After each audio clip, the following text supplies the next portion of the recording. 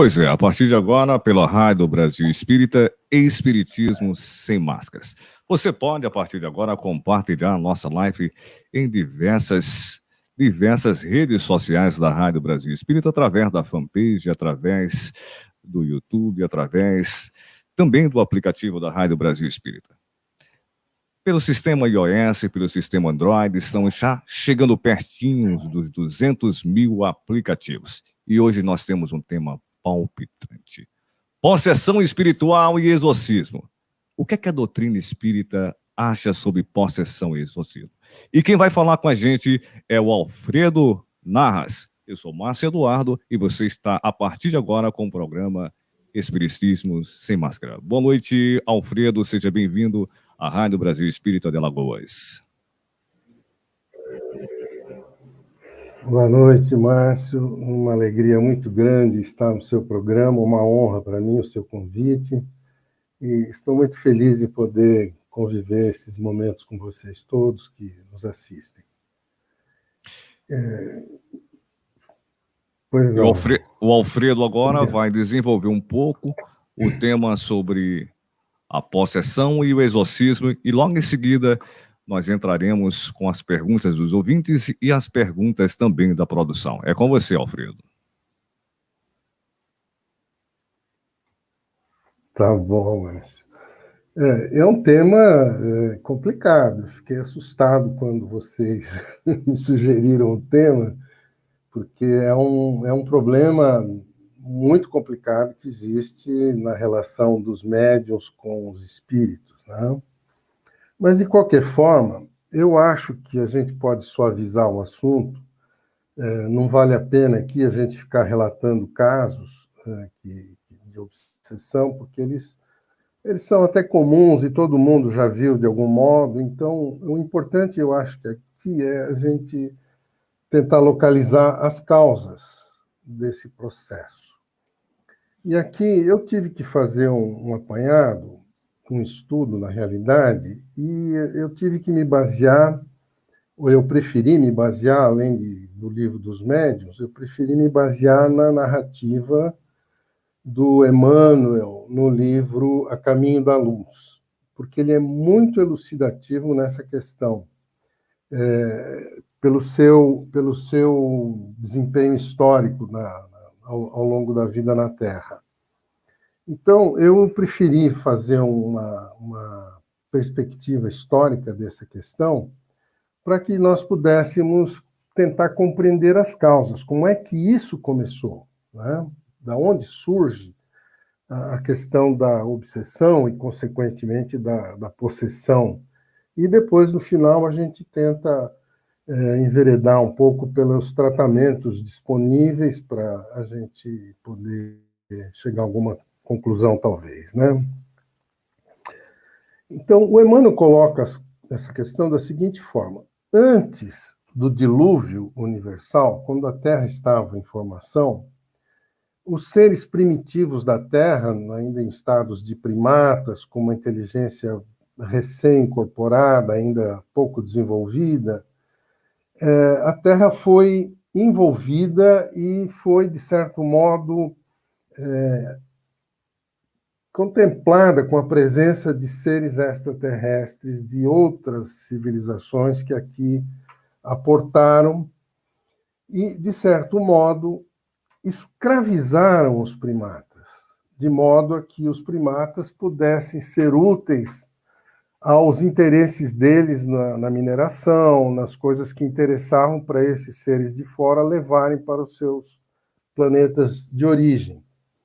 Então, existe aí N livros e tratados mostrando, através da própria geologia da Terra e da própria astronomia, as questões implicantes com isso, como ficaram na Terra resíduos dessa civilização e os templos, as próprias resquícios dessas civilizações. E o Zacarias Sitchin, por exemplo, tem um livro importantíssimo mostrando a vida de seres de um determinado planeta, que ele chamou de Nibiru, e que apareceram esses seres na Terra e escravizaram barbaramente os seres terrestres, coabitaram com as mulheres terrestres, interferiram no DNA do humano, e daí resultou um ser híbrido entre a natureza extraterrestre e aquela natureza terrestre. Depois disso, houve o dilúvio universal. O dilúvio eliminou todo esse apanhado de gente de fora que veio para a Terra. Praticamente foram extintas essas civilizações antigas, ficando apenas as suas ruínas à disposição dos geólogos estudarem como é que viveram essas civilizações. Nesse interregno veio, segundo Emmanuel, os capelinos exilados do sistema Capela para a Terra. E os capelinos prosseguiram no sistema também de escravização do ser humano, já resultante dessa composição híbrida do DNA herdada das civilizações extraterrestres anteriores. Só que os capelinos, eles constituíram aqui, eles não vieram apenas explorar a Terra, eles constituíram aqui civilizações, eles vieram para ficar, foram expulsos da capela e aqui eles tinham que ficar um longo tempo, então constituíram, sim, civilizações na Terra. E aí que começa a civilização egípcia, a civilização hindu, a civilização indo-ariana e a indo-europeia. Essas civilizações sempre tiveram a influência extraterrestre dos capelinos, que eram muito mais inteligentes, eram seres mais avançados, e eles, de certo modo, dominavam os autóctones da Terra, apesar de híbridos, eles eram facilmente manipuláveis e escravizados. A gente percebe que, ao longo da história, a humanidade sempre teve escravidão, sempre teve guerras por dominação, por poder.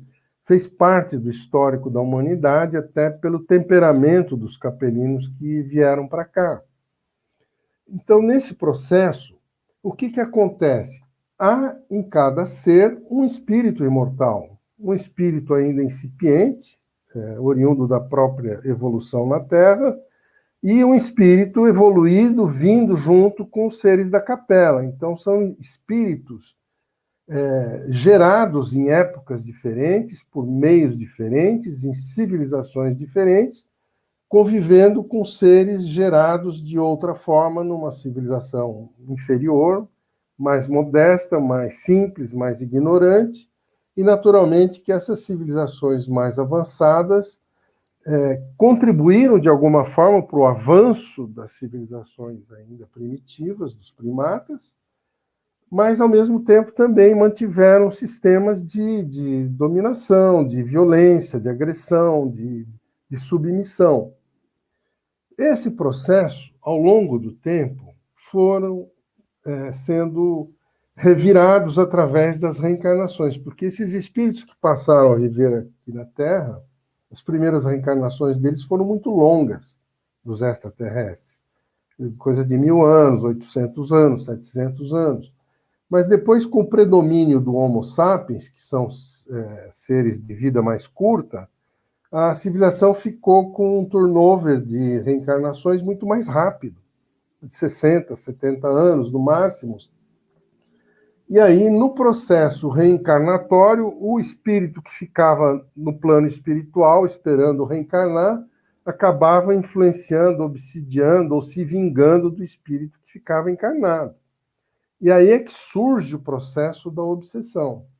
Um processo que foi oriundo da escravidão e que gerou processos de vingança, processos de insubmissão, de revolta, de rebeldia, de constituir governos ou raças paralelas, brigando com outras mais avançadas, e sempre uma civilização, uma raça tentando dominar a outra, e a Terra vem vivendo nesse processo ao longo da história.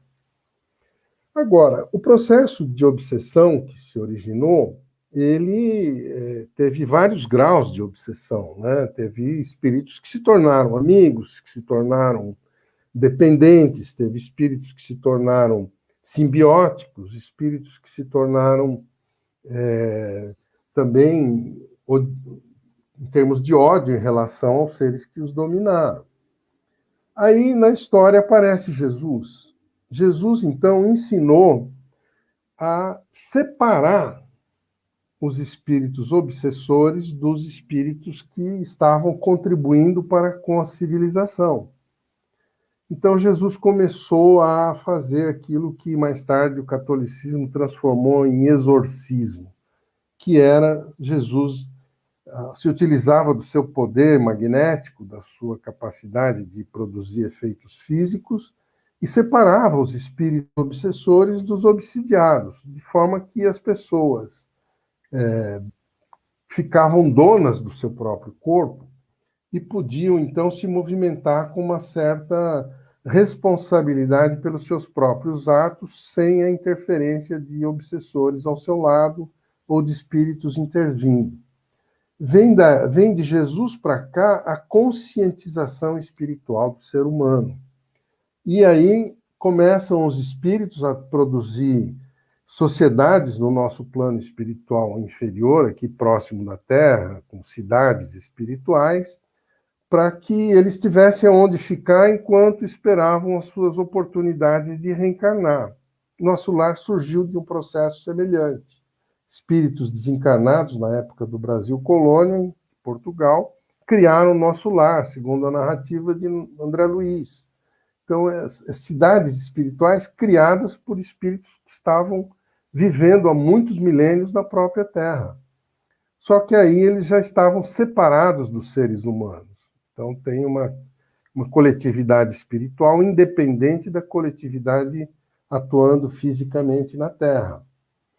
E esse processo, a despeito disso, ainda tem remanescentes desses ódios, dessas vinganças, desses processos obsessivos, mas a gente tem que há de convir que esses processos obsessivos eles vêm se reduzindo ao longo do tempo à medida que há um certo acolhimento dos espíritos na espiritualidade terrestre. Então, dessa separação é que vem dando ao homem encarnado um grau de consciência da responsabilidade que ele tem de conduzir a civilização terrestre.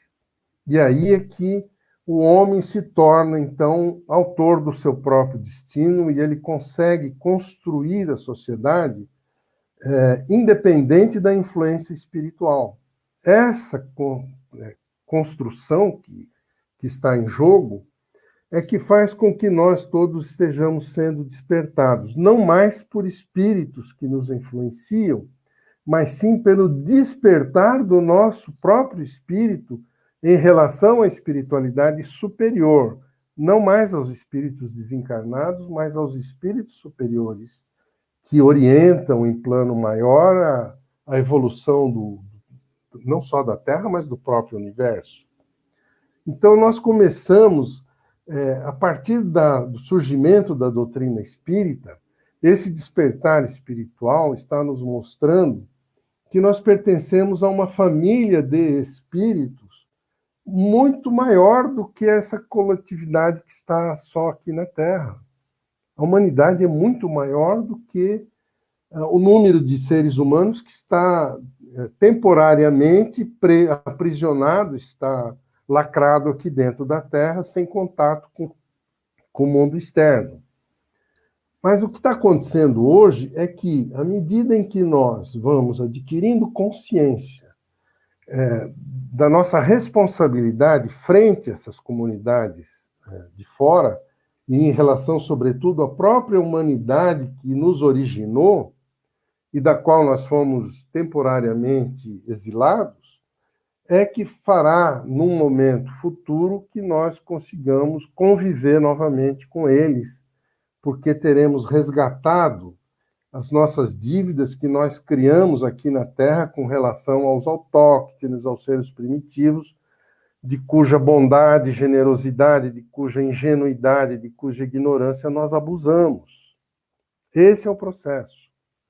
Então, quando Jesus deixou esse legado de que era necessário separar os espíritos obsessores dos encarnados, isso foi incorporado no movimento cristão primitivo até a época do surgimento do Concílio de Nicéia, quando o catolicismo foi oficialmente constituído. A Igreja, equivocadamente, conseguiu de novo estabelecer aquele processo de dominação de uma casta dominando uma sociedade ingênua e ignorante, e aí voltou esse processo obsessivo a tomar vulto, incorporar novamente. E os processos de desobsessão, digamos assim, dentro do catolicismo, eram feitos com base em exorcismo, de acordo com a conveniência da igreja. Só que, como os padres não tinham a autoridade moral que Jesus tinha para separar os espíritos, os padres usavam a cruz, o nome de Jesus, e faziam com que isso fosse a ferramenta deles para separar espíritos de pessoas obsidiadas. E esse processo de exorcismo veio ao longo do catolicismo, depois o protestantismo incorporou esse processo também. Hoje nós vemos as igrejas pentecostais usando o exorcismo como forma de fazer essa separação, mas veio também o espiritismo. Só que o espiritismo não usa o exorcismo. O espiritismo, auxiliado pelos espíritos superiores, promove a separação de espíritos de seres encarnados através da educação, através do esclarecimento, através do desenvolvimento da mediunidade, da percepção dos espíritos e do tratamento separado de um para com o outro. De ver no espírito obsessor não mais uma simbiose consigo mesmo, mas alguém separado que precisa aprender conosco e nós aprendermos com eles, mantendo a individualidade. Então, esse é o estágio que nós estamos hoje. Então, nós estamos sendo preparados para um processo novo, no qual, provavelmente, a gente venha a ser incorporado à comunidade humana que está em outras esferas, em outros mundos, aguardando a nossa redenção, aguardando a nossa modificação em relação a esse processo de poder, de comando, de dominação e de exploração do semelhante pelo semelhante. Eu penso que esse é um resumozinho muito sintético, muito simples, aproveitando o pensamento de Emmanuel nessa questão. Agora, os médiuns de hoje, basicamente, todos trabalham com essa questão. Mas existe uma coletividade humana enorme que sofre essa influência sem perceber. Então, daí vem outra questão que está em jogo para nós espíritas, é divulgar o conhecimento espírita para toda a sociedade. É preciso que o conhecimento desse processo ele permeie toda a sociedade, para que o ser humano amanhã não venha dizer que não foi avisado de que ele é um espírito imortal e que ele precisa ser responsável pela sua própria evolução e não ficar dependendo de espíritos que nos conduzam para aquilo que nós devemos fazer. Porque essa é a questão que está em jogo aqui. Nós sermos responsáveis pelo nosso próprio destino, pelo destino da civilização, pelo mundo melhor ou pior que nós desejamos construir. Mas nós não podemos mais fugir da responsabilidade. Antes a gente punha a responsabilidade nos obsessores. E quando desencarnava, a gente se vingava deles porque eles nos fizeram fazer o mal. Então, esse processo, essa roda de samsara que gera reencarnação após reencarnação, ela está sendo desmontada, ela está sendo desconstituída. Então, cada um tem que ser senhor do seu próprio papel, do seu próprio destino e assumir a sua própria responsabilidade. Então, no meio espírita, a gente mais ou menos já compreende essa questão. Embora, pelo conhecimento que a gente tem, a gente faça muito pouco pela sociedade em geral. Esse é um outro problema que a gente precisa ter consciência. O espiritismo não foi feito só para os espíritas. O espiritismo foi feito para o mundo, para toda a sociedade. Então, esse tipo de informação, de conhecimento, conhecimento do nosso passado espiritual, que é longínquo, é de milhões e milhões de anos, precisa ser resgatado. A vida na Terra, a constituição na vida da Terra, com esse sincretismo de vários DNAs diferentes que resultou no Homo sapiens, a ciência está revelando, está descobrindo. Se os espíritas não trabalharem com essas questões, a ciência vai revelar, está revelando, que o nosso DNA sofre modificações ao longo do tempo, por influência de como é que se fala? Miscigenação de raças. Quando um ser de uma raça casa com outro de outra raça, essa miscigenação de DNA, ela modifica o DNA, sai um DNA híbrido, diferente. Então, a ciência está mostrando que é possível, sim, que as civilizações extraterrestres tenham interferido no DNA terrestre e a nossa raça é resultante disso. Então, aí entram outras questões extraterrestres que eu acho que não vale a pena aqui a gente se aprofundar, porque seria um outro assunto fascinante para a gente estudar, mas que não acho que faz parte do nosso tema agora, e eu acho que aqui a gente pode esperar que as pessoas nos ajudem com suas questões, suas dúvidas, perguntas, para que a gente possa ver no que nós falhamos na nossa exposição, o que pode ser acrescentado. Eu sou muito sintético e até muito rápido em fazer minhas colocações, mas eu não sei se eu fui entendido. Eu espero que as pessoas tenham minimamente acompanhado. Nós temos algumas perguntas aqui, Alfredo. Tá bom. E aqueles que estão nos acompanhando através do YouTube, através pelas redes sociais, também podem formular suas perguntas e deixar aqui no chat. Okay. O exorcismo parte da ideia de que os demônios existem? O que o Espiritismo diz a esse respeito? Muito boa pergunta, excelente.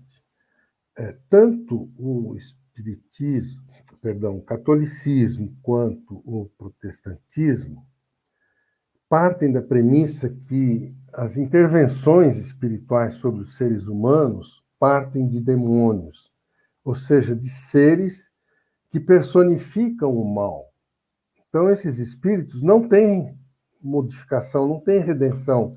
Eles trabalham com o mal de modo absoluto, são seres maus, são demônios que interferem na vida dos homens. Daí a agressividade com que a igreja trabalha, e os pentecostais também trabalham, em tentar até, se possível, destruir os demônios. Eles não têm essa noção, essa percepção de que demônios são seres em evolução e que podem se modificar. E é essa a proposta espírita, que os chamados demônios exorcizados no catolicismo e nas igrejas pentecostais, na realidade, somos nós mesmos do outro lado da vida. Então, não há uma razão para exorcizar, há uma razão para a gente se esclarecer e se tomar a iniciativa de, olha, eu não tenho mais motivo para obsidiar esse coitado que eu estou infernizando a vida dele. E vice-versa, quando a gente desencarna, também não precisa ficar preso a ninguém, você se desliga, você... É aquela questão do desapego. O André Luiz falava muito isso, a gente tem que se desapegar, inclusive, das nossas pessoas mais íntimas. O desapego não é só de coisas materiais, é desapego de pessoas também. O desapego não quer dizer desprezo, não quer dizer que a gente deva repudiar as pessoas. Desapego é você continuar amando sem posse, sem obsidiar, sem dominar, sem essa questão de comprometer a pessoa para que ela seja uma servidora sua. Essa é a questão que a gente está aprendendo. A sociedade está aprendendo isso. Nós vemos nas próprias modificações das leis, nas próprias revoluções sociais que acontecem, que o ser humano vai se libertando. De quem? Uns dos outros. Não tem demônio nessa história. Não existe uma personificação do mal. A personificação do mal é uma criação da igreja, que criou um demônio absoluto, capaz de ser o criador de todo o mal que existe. Mas isso não é verdade. A verdade é que existiram os nossos equívocos em lidar com pessoas ingênuas e dóceis, submissas, que nós exploramos. É só isso. E que agora a gente precisa ajudar a elevar a categoria de cidadãos. Cidadãos, se possível, cidadãos universais e até mesmo cósmicos. Tá? Então, eu penso que essa é a questão que está em jogo, e o exorcismo não é uma prática decente. Não é uma O, prática o, digna. o Alfredo, esse tipo de prática de exorcismo, que tipo de efeito teria sobre o espírito? Algo Eu desastroso? acho que isso, no meu modo de ver, Visto não pelo varia. espiritismo. Sim, pode falar. Veja só, quando Jesus tem um dos casos narrados por Jesus, que os espíritos obsessores eram uma turba, você vê que na antiguidade eram legiões de espíritos, né? Nós não somos um espírito, somos legiões. E Jesus, ao libertar um obsidiado, esses espíritos foram atuar sobre uma manada de porcos e caíram no abismo. Qual é o sentido disso? Uma vez o Chico nos explicou essa questão do seguinte modo: por que os espíritos foram grudar, digamos, nos porcos? Porque esses espíritos estavam viciados no vampirismo sanguíneo do obsidiado. Então, ali era um processo de vampirismo. Então, como eles foram jogados aos porcos e os porcos caíram no abismo, chegou uma hora que não tinha mais sangue para eles vampirizarem, e aí esses espíritos tinham que se virar sozinhos. Tinham que aprender a andar sem obsidiado por baixo. E aquele obsidiado que Jesus salvou se despertou espiritualmente, compreendeu o que Jesus fez e passou a ter uma vida mais sóbria, mais serena, mais equilibrada. E, naturalmente, uma pessoa equilibrada está livre da obsessão. A obsessão atinge pessoas desequilibradas. A culpa não é só do obsessor. A culpa é também do médium que não sabe se situar diante da vida de uma forma equilibrada, de uma forma razoável, que evite esses excessos, vícios, abusos que enfraquecem o seu espírito. Então, eu acho que a questão aí é que o trabalho de exorcismo, ele pode ser eficaz do ponto de vista de libertar o obsidiado, mas se ele não melhora, ele não se educa, não se corrige espiritualmente, o obsessor volta. Entendo? Ele sai da igreja, o obsessor está lá esperando ele. Sai do centro espírita, o obsessor está lá esperando. Agora, quando você trata isso de uma forma amorosa, explicando que é um espírito imortal em evolução e que o comportamento precisa mudar, a pessoa precisa compreender o seu passado para poder ter um futuro melhor, que a vida é feita de relações cooperativas e não subordinativas, que a pessoa precisa aprender a amar de uma forma livre, espontânea, natural, sem apego, sem posse, aí os dois lados começam a andar para frente, tanto o espírito quanto a pessoa que está encarnada. Eu acho que a questão aí é a educação espiritual, né, que está em jogo. Então, eu não vejo problema no exorcismo, porque o espírito que é afastado do corpo, ele está acostumado a vampirizar aquele corpo, ele fica na espreita esperando para pegar de novo. Se a pessoa não melhorou, não aproveitou a oportunidade da separação para dar um salto quântico e melhorar a sua estrutura psicológica, lá na frente ele vai cometer um deslize e vai ser pego de novo. Então, é preciso que o médium tenha consciência disso, né? Aí ele, espera lá, eu não quero que isso aconteça de novo, então eu não vou mais usar droga, eu não vou mais brigar em casa, eu não vou mais me sentir tão abatido, enfraquecido, desanimado, com pensamentos tão negativos. E aí a pessoa começa a se reformular. Essa reformulação da pessoa, que a gente chama de reforma íntima, é que faz com que a pessoa fique livre da obsessão. E aí o obsessor ele tem que procurar noutra, até que ele mesmo se eduque. Como tem hoje recursos desses aparatos de cidades espirituais, prontos socorros espirituais, essas pessoas, quando elas não têm mais onde se pegar, elas são levadas. Hoje nós sabemos que isso é comunicação espiritual, as portas dos umbrais, das trevas, estão abertas. Os espíritos saíram todos de lá e estão soltos aqui em torno de nós. Então pega um, faz matar o pai, o outro faz matar a mãe, o outro encarna e vira um bicho danado, o outro consegue encarnar ali e vira um político, um corrupto. Está todo mundo solto. O mundo tá em ebulição, gente. Está em ebulição. Se não fosse polícia, instituições e coisas, seria pior.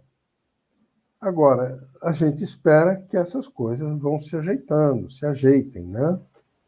E aí entra o papel das pessoas equilibradas. Aí entra o papel das pessoas esclarecidas. Que a gente tem que contribuir para que essa turba toda que saiu do umbral, saiu das trevas e está aqui conosco, receba algum tipo de contribuição, de conhecimento, de informação para que se melhorem. E hoje você vê, a espiritualidade tem meios de agir. Eu estava até brincando com os amigos da federação, essa epidemia que veio, essa pandemia, né? Por efeito colateral de uma coisa terrível, acabou tirando os espíritas de dentro do centro. Está todo mundo na net. Todo mundo, de alguma forma, levando a doutrina para o espaço, para a rede, enfim. E isso é um efeito colateral benigno de uma coisa terrível. No meu modo de ver, perdoe o abuso da brincadeira, mas é meu modo, porque minha percepção aí está sendo essa, né? Mas, bom, estamos... Espero não abusar da generosidade dos amigos. Alfredo, uma pergunta aqui da produção. Kardec foca os processos de obsessão, fascinação, subjugação. A possessão é a fusão desses processos? O que você acha, Alfredo? Eu estudei muito Kardec, mas eu penso que o Kardec fez no Livro dos Médiuns foi, primeiro, classificar os médiuns, né? Tem mais de 30 tipos diferentes de mediunidade. Cada tipo de mediunidade é suscetível a um tipo de influência. E, a par disso, existem os tipos de obsessão, desde as mais leves, que são sugestões mentais, tipo telepatia e papapá, tipo a influência de efeitos físicos com pensamentos hipnóticos que acabam condensando a matéria energética do espírito, aquilo vai se coagulando dentro do corpo físico da pessoa, vira doenças.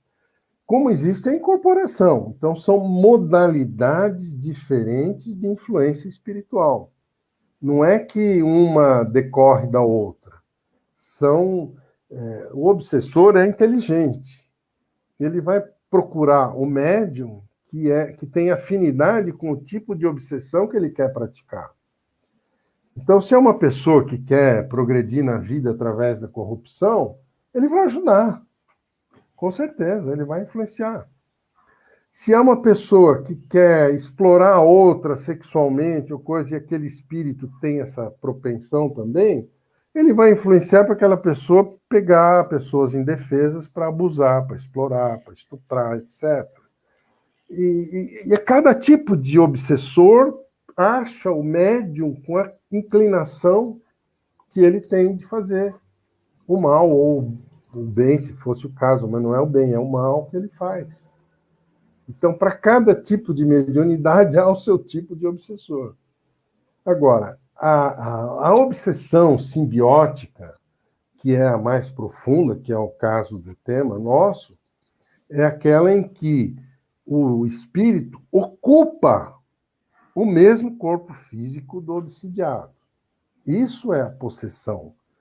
Quando ou o espírito sai fora, o que tem, que é o dono natural do corpo, sai fora e o outro toma posse e vive a vida dele e o outro fica do lado, ou é uma simbiose em que os dois ocupam o corpo ao mesmo tempo, e vem daí aqueles casos teratológicos em que nascem duas pessoas com o mesmo corpo e duas cabeças, essas coisas teratológicas, estão reduzindo, é óbvio, né? Mas esse tipo de possessão é a mais profunda, é a mais simbiótica, é a mais integrativa das energias dos dois corpos. Aí, dois espíritos estão praticamente fundidos num único ser. Isso é terrível. Isso é difícil de separar. Isso é difícil de separar. O único jeito é reencarnações sucessivas em que os espíritos vão aprendendo a se separarem, cada um aprendendo a administrar um corpo diferente. É um processo lento, terrível, e nem vale a pena a gente explorar, porque é raro, né? São coisas extremamente raras. Mas tem. E tem essas obsessões em que o pessoal fica dando espetáculo, dando show nas igrejas, cai no chão, estribucha, faz. É a simbiose do espírito com o médium. Isso não acontece se o médium não permite. Isso acontece quando o médium está em afinidade, em perfeita sintonia com o obsessor. Aí eles dão o show deles, né? Mas se um dos dois acorda, desperta, o show acaba, né? Desculpe. Não sei se isso esclarece, mas eu fico à disposição. Foi ótimo. Nós temos aqui também uma participação, é o seguinte: sendo a fascinação um processo mais comum do que se pensa no meio espírita, como se manifesta?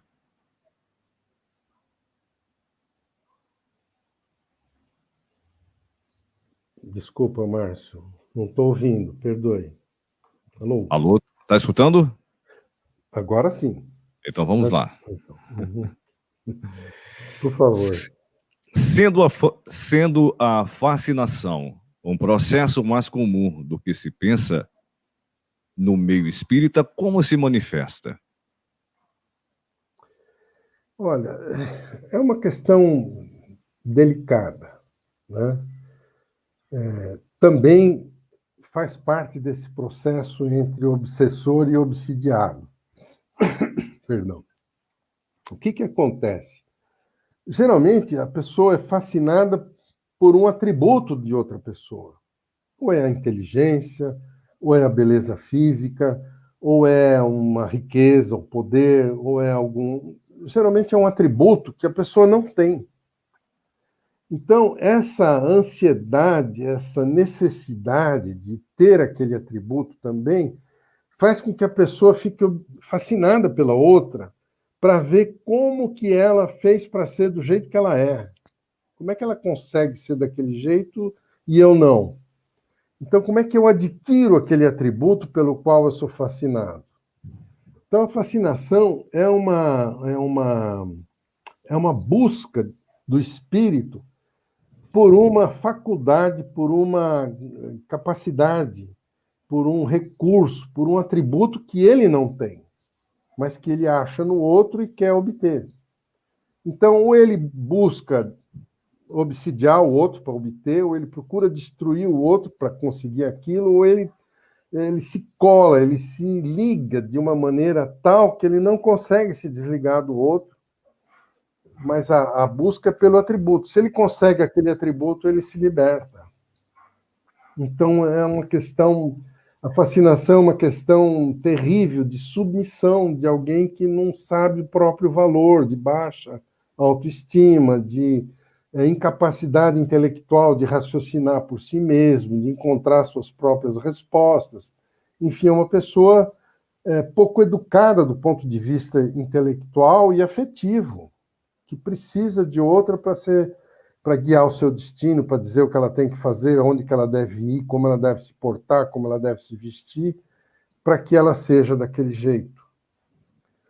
Infelizmente, grande parte da humanidade, até hoje, precisa de modelos, né? O próprio Espiritismo tem como modelo Jesus. Mas as pessoas comuns têm como modelo o prefeito, o político, o deputado, o milionário ou o cara da favela, que é o líder do tráfico, o sequestrador, o dono do poder. Nós sempre procuramos alguém que tenha mais poder do que a gente, porque a gente quer ter também aquele poder. Então a gente se deixa guiar, acreditando que um dia vai ter aquele poder também. Esse é o grande problema nosso. Nós precisamos de guru, de médium, de guia, de orientação daqui, orientação dali. Tal entidade me orientou espiritualmente, tal entidade me guia melhor, tal entidade tem um médium fabuloso, tal entidade tem um trabalho de uma força incrível, tal energia. Nós não precisamos nada disso. Nós somos seres íntegros. Cada um de nós é dono de si mesmo, se souber administrar a sua própria personalidade. E a gente tem que aprender isso. A viver sem guru, viver sem guia, viver sem poder, viver sem precisar dos outros, sem precisar explorar ninguém, a viver do próprio trabalho. Essa pandemia ensinou a gente a viver com pouco, né? E nós estamos, a vida vai reciclando, vai ensinando cada vez coisas mais novas, cada vez coisas melhores para a gente. Para que tanta ostentação, tanto poder, tanta riqueza, tanto dinheiro, o carro mais novo, o celular mais moderno, a casa mais bonita? Tudo isso é supérfluo. A gente precisa, sim, conquistar as coisas honestamente. Tudo que a gente conseguir honestamente é direito nosso, é obrigação. Agora, ter que viver às custas dos outros, ou lesar alguém para ter alguma coisa, você está se prejudicando. Ninguém prejudica o outro sem se prejudicar, né? Então, essa que é a questão, que a gente tem que ter sabedoria para viver, né? Não é fácil, não é simples. Ainda é mais cômodo seguir um guru, né? Alguém que nos guie. Mas não é bom, não é legal, a gente não se realiza. Você está no programa Espiritismo Sem Máscaras. Eu estou recebendo o Alfredo Narra, de São Paulo, e você pode participar com a gente interagindo através da nossa rede social no chat. Nós acabamos de receber agora 2 perguntas também da Ioiô Jatobá, que é apresentadora da Rádio Brasil Espírita também, e da Leão Paz. Professor, ainda há pouco soube que o Papa Francisco autorizou um curso de exorcismo em Mogi das Cruzes para 250 padres. O que o senhor pensa nisso? Eu acho que a igreja ela tem por premissa básica manter a autoridade dela. O exorcismo é uma manifestação de autoridade, de poder. Não é o caminho certo para você educar uma alma que está sofrendo, que está necessitada. Mas a igreja tem essa propensão a ser hegemônica e dominar o mundo. Então, ela está no papel dela que siga quem quiser, mas que não é um bom caminho, não é. Eu creio que, nesse sentido, o Espiritismo tem muito mais a contribuir na medida que tem os seus livros, as suas escolas, os seus médiuns, os seus trabalhadores educados para servir, para dar de si, para amar, sem exigir nada em troca.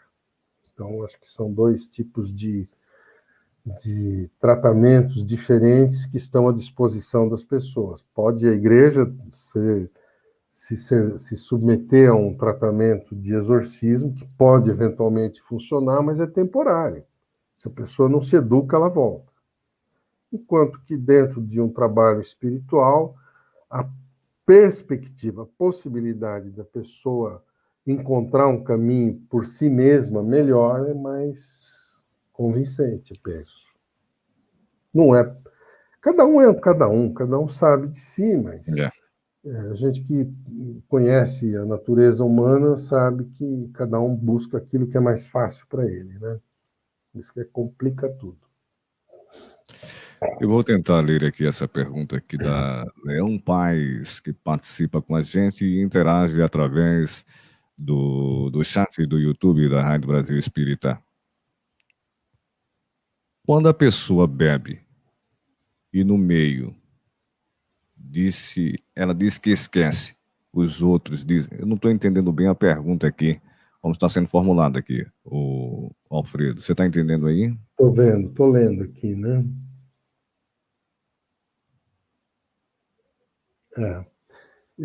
Sim, Leão, eu entendi a pergunta. A pessoa, quando bebe e perde o seu senso crítico, a sua capacidade de perceber o que ela está fazendo, ela se torna naturalmente vítima ou de obsessor ou do próprio desequilíbrio. Então, ela cai no chão, ela rola, ela estribucha, e depois não lembra nada disso. Só que tem gente esperta nesse campo. Tem pessoas que se dizem obsidiadas, né? Que bebem, começa a dar aquele espetáculo, aquele show, e no fim acaba cometendo um crime. E depois diz que não lembra de ter cometido aquele crime. Então, esse é o drama desse tipo de situação. Quando a pessoa só faz mal para ela mesma, que ela está dentro de casa, bebe, cai, fica de ressaca, e depois passa, o problema é dela. Ela está destruindo o seu próprio organismo. Mas quando a pessoa se vale disso para dar vazão a um obsessor, a uma intenção sua, que não é por acaso que o obsessor usa, porque a pessoa tem aquela propensão também de matar, de fazer o mal, então ela, com o efeito de droga, de bebida, seja lá do que for, ela vai e comete um crime. E depois diz que não lembra, que não tem culpa, que estava... É cômodo. Está doente, vai para tratamento. Vai para tratamento. Mas se ela não assumir a responsabilidade, se ela não perceber que ela cometeu um crime, vai fazer de novo. Aí que está o drama da humanidade, desse tipo de questão, né? E aí acaba servindo de modelo, de exemplo para outras pessoas criminosas. Infelizmente. Então, tem que pôr cadeia, tem que pôr pressão, tem que educar, tem que reprimir. Não tem jeito. Você tem que fazer alguma coisa, mas não se pode deixar isso solto. Nós fomos tirados lá da capela porque a gente fazia isso lá e o pessoal reclamou, olha, tira essa turma daqui. Na sociedade nossa, é a mesma coisa. Você começa a fazer crime, põe na cadeia, isola. Porque senão vai contaminar todo mundo. E nós estamos vendo que isso está meio solto hoje, né? É um perigo. Mas, enfim, nós temos que ter responsabilidade. Não dá para a gente ser omisso, né? Eu lembro sempre daquela questão do Kardec, né? Na questão, acho que é 642, se eu não me engano, em que se perguntaram, os espíritos, Kardec perguntou aos espíritos, né? Por que o mal predomina na Terra? Porque os bons não fazem nada. São omissos, são tímidos. Aí, o mal sendo impune, sendo não corrigido, ele continua fazendo. Essa é a questão. Então, nós temos que assumir responsabilidade, sim. É complicado, mas tem que assumir. Agora, a igreja, por exemplo, faz isso à força, né? Você submete a pessoa a um comando e, olha, você só pode trabalhar se for assim, assim, assim. Os protestantes também fazem isso. Quer dizer, você condiciona a pessoa a trabalhar, a ser honesta, a ser fiel no casamento, a isso e aquilo, mas por condicionamento, não por opção. Agora, que mérito tem a pessoa que está condicionada, que não raciocina para fazer o que faz? Isso é um grande problema. A pessoa não se desenvolve. Agora, quando a pessoa é consciente dos seus deveres, das suas obrigações, que ela assumiu, correu riscos, fez a coisa por opção própria, é responsável pelas suas decisões, essa pessoa, ela sabe o que está fazendo. E aí ela colhe os louros, os frutos das suas vitórias ou as questões oriundas dos seus deslizes, dos seus erros. A lei de ação e reação, mas ela é consciente. Então, uma coisa é você ser condicionado, outra coisa é você ser consciente. Né? Fazer o bem, ter uma vida regrada, disciplinada, ser honesto, isso é obrigação de todo mundo. Não devia ser algo imposto por religião nenhuma. Isso é obrigação de cada criatura na sua própria educação, desde casa, desde berço. Né? Eu lembro quando era criança, devia ter uns 3 anos de idade, que eu passei numa loja e passei a mão num carrinho. Eu estava louco para ter aquele carrinho. Quando eu cheguei em casa, meu pai viu aquilo, me pegou pela orelha, me levou lá na loja para devolver o carrinho. Peraí, então eu fiz coisa errada. Mas se você não tem essa educação, você acaba achando normal. E vai fazer sempre, né?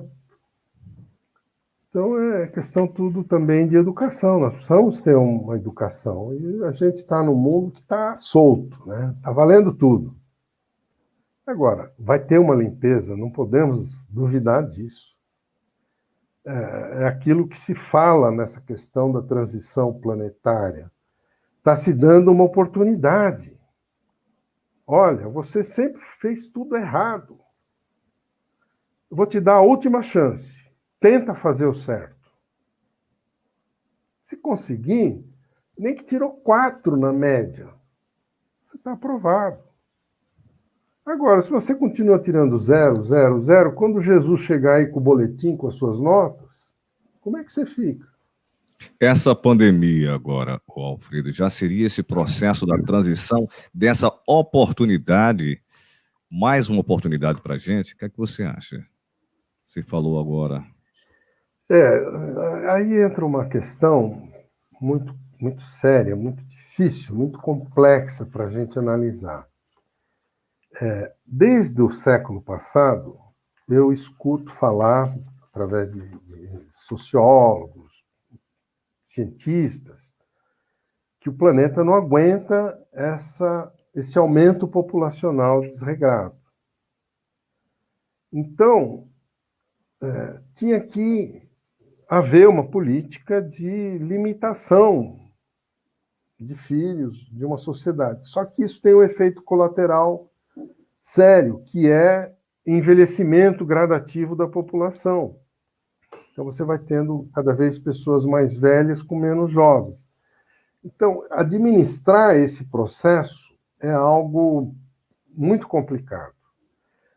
Os governantes, digamos, materialistas, que partem da premissa que morreu, acabou, não tem espírito envolvido na questão, não tem continuidade da vida envolvida na questão, matar ou morrer é uma questão só de oportunidade, mais nada. Então, vamos dizimar a população.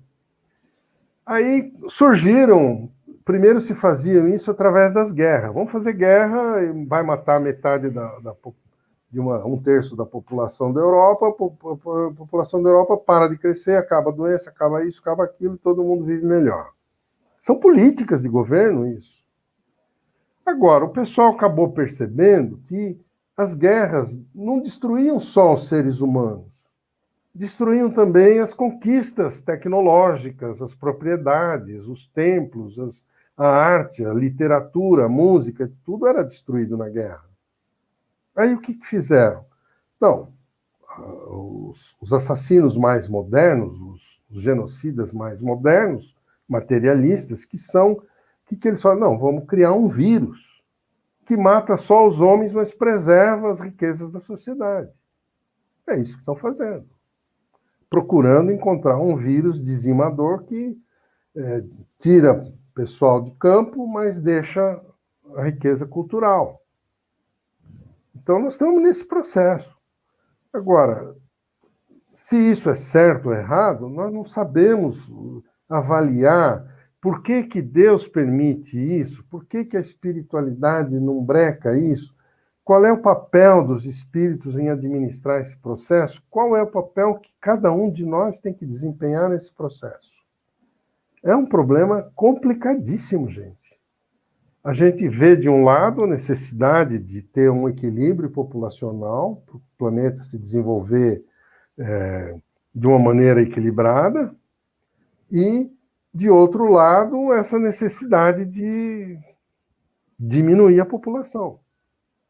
Então, esse jogo aí é que a gente tem que saber até que ponto é justo, é bom, é válido, é permitido, que ganho tem, que perda tem, como é que funciona isso? Que vai ter uma limpeza? Vai. Então, vão limpar os espíritos desencarnados? Já estão limpando. Vão levar seres encarnados também? É muito complicado, porque o nosso DNA está contaminado pelo vício, pela maldade, pela agressão. Então, não dá para levar encarnado para fora. A gente é um perigo lá fora. Então, tem que esperar morrer para fazer a seleção no plano espiritual. Então, meu ponto de vista, não sei se eu estou certo, né? E a mesma coisa, contato extraterrestre. Se nós estamos indo para a Lua, para Marte, para não sei o quê, e vamos para lá com bomba atômica, com canhão, com não sei o quê, com vírus, o que nós vamos contribuir com o universo? Eles não vão deixar. É um perigo. Então temos que primeiro resolver o problema aqui dentro, né? Ou desencarna todo mundo, fica só os bons, e leva os espíritos para nascer em corpos primitivos para serem reeducados, ou a coisa olha, gente, é muito complicado. É muito complicado. É uma questão que tem que amadurecer. Nós todos precisamos raciocinar, chegar às nossas próprias conclusões e descobrir o que cada um pode fazer nesse contexto, né? Nós somos pela paz, pelo amor, é o modelo de Jesus. Mas até que ponto isso é aceito? Até que ponto isso é aproveitado na sociedade? Então, como que a gente faz isso? Então, na minha ótica, é o esclarecimento, é a gente estar debatendo isso. Se a gente não debater a questão com as pessoas materialistas, com as pessoas viciadas, não tem futuro.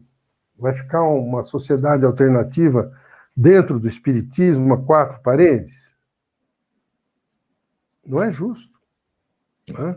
Se nós recebemos dentro do espiritismo um conforto, uma contribuição, um esclarecimento, é aquilo que Jesus falou: olha, agora vocês já estão prontos, vão e façam o mesmo lá fora. Siga com meus passos, façam o que eu fiz. Amem do jeito que eu amei. Se sacrifiquem do jeito que eu sacrifiquei. É o caminho que Jesus deixou. Se isso é certo ou errado, também não sabemos. Morreu muita gente no circo, nas guerras religiosas, etc., em nome de Jesus. É verdade, né? A humanidade é muito complicada. Muito complicada. Nós temos muito que andar ainda, gente. Não vai ser fácil. Para a gente encerrar a participação do Alfredo Narras aqui, do nosso programa Espiritismo Sem Máscaras, vamos passar a última pergunta para Alfredo e depois as considerações finais. Vamos lá. Pode-se dizer que os doentes mentais são vítimas da possessão?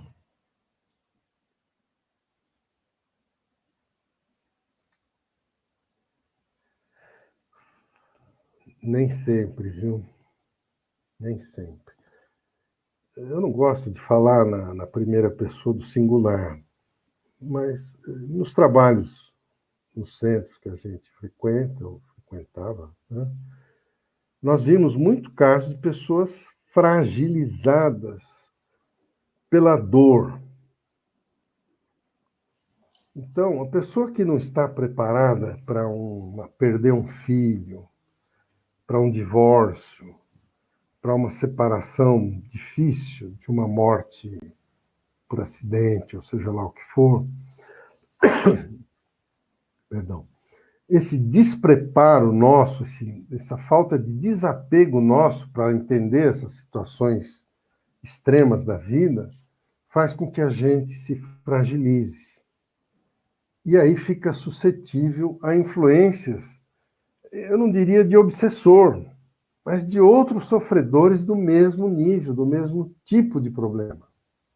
Porque a vida é feita de sintonia. Então, uma pessoa deprimida, ela atrai espírito deprimido, se deprime mais. Uma pessoa negativa, ela atrai pensamentos negativos de outros espíritos e ela se torna cada vez mais negativa. Então, a afinidade, ela agrava a situação quando é algo ruim. Da mesma forma que a sintonia para o bem também aparece gente para ajudar, para contribuir, para fazer uma obra, para evoluir. Então, é tudo questão de sintonia. Mas, no caso do despreparo para situações difíceis, eu não vejo obsessão, eu vejo sintonia, né? Eu acho difícil que um espírito bom, de alma boa, que está sofrendo uma dor terrível dentro de si, se fragiliza, ele só por isso seja alvo fácil da obsessão. Não penso assim, não. Eu acho que uma pessoa assim, ela precisa de amparo, de socorro, mas de gente que possa ampará-la dentro de uma instituição religiosa, ou do centro espírita, seja lá do que for, para que ela se reequilibre. Mas o que a gente vê é que muitas vezes a pessoa que vai ajudar acaba abusando da pessoa, mas é um encarnado mesmo. Se aproveita da fragilidade do outro. A gente vê muitos casais separados que casam imediatamente logo que acha outra pessoa sofrendo igual a ela. Aí pronto, achei minha alma gêmea. A sintonia do sofrimento. E nem sempre se gostam, se depois acaba dando um problemão, né? A gente tem que ter muito cuidado, a gente tem que ser equilibrado antes de tudo, gente. Não tomar decisões sem estar em paz consigo mesmo. Não assumir compromisso sem ter certeza que quer passar por aquilo. Tem que ter consciência. Né? Penso eu também, não sei se eu estou certo. A gente, como dizia meus antepassados aí, a gente aprende com a velhice, né? Infelizmente, tinha que aprender mais jovem. Entendeu? Alfredo, agora já estamos em 23 horas e 9 minutos no horário de Brasília. Vamos pedir agora ao nosso querido Alfredo Narras as suas considerações finais no programa Espiritismo Sem Máscaras.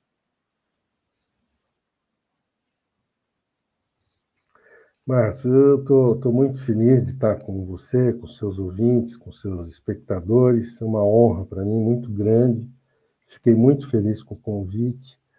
E eu dei o melhor que eu tinha. Fico à disposição sempre que quiserem e deixo meu abraço, meu sentimento mais nobre de amor, de paz para todos os amigos. Fiquemos em paz. Gratidão a Alfredo por participar com a gente no nosso programa de hoje, Possessão Espiritual e Exorcismo. Beijo no coração de todos e continuem com a programação da primeira rádio espírita do estado de Alagoas.